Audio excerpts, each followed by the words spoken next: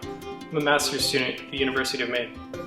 I study weed ecology. More specifically, I study how we can develop better tools to help farmers get by while using fewer harmful herbicides. The experiment that I'm going to be talking about today involves the use of Flex-tine Harrows. Flex-tine Harrows are pieces of metal that can be dragged behind a tractor or by hand that primarily kill weeds through uprooting or burial. Flex-tine Harrows are what we call blind cultivators, which means that they affect the crop and the weeds exactly the same way.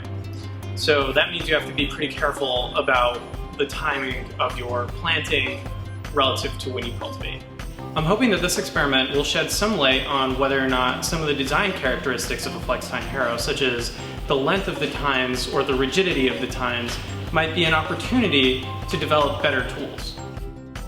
The field for this experiment was perfecta harrowed, shallow rototilled, and then cultipacked in order to give a firm and flat seedbed. For this experiment, we used two different test crops. We used provider bush beans and Chioggia beets, both sourced from Johnny's selected seeds. Because you can't always count on having an adequate stand of real weeds in your field, we planted what we call surrogate weeds, which are essentially crop species that are closely related to some common agricultural weeds.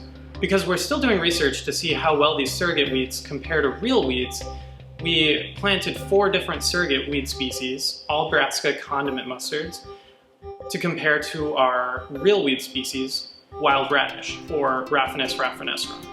In addition to the surrogate weeds, we also included golf teas as another potential stand-in for real weeds. Before we cultivated, we counted all of the crop plants, the surrogates, and the real weeds. This experiment included 6 different Flex-tine harrows, 5 of which were hand-drawn and 1 was tractor-mounted. We used Lely tines on a Williams toolbar, the tiny Treffler, the Flex-tine Rake from Johnny's Selected Seeds, the 2 Bad Cats Rake, the Terrateck Tine Rake, and the Terrateck double wheel hoe equipped with Flex-tines.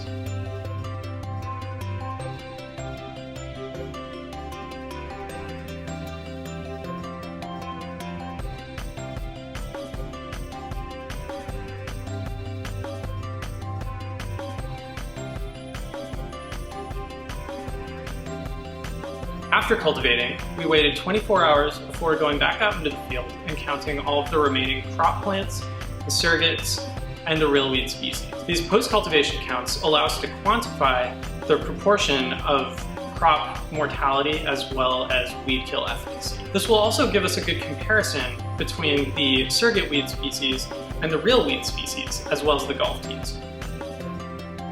And now, let's look at some of the results of our study. Tool efficacy ranged from 25 to 55% across all tools, which is within the range seen in previous studies with tine harrows. The designs of these tools might add some context to these results because the tiny Treffler was the tool with the largest diameter and the most rigid tines. As for the surrogates, the 2 surrogate species, Guelina flavescens and Brassica juncea, reacted cultivation comparably to Raphanus raffinestrum. This suggests that these selected brassica surrogate species can be useful analogs for certain weed species. Any differences in cultivation susceptibility may be related to dissimilarities in their early growth characteristics, which you can read about in our other works.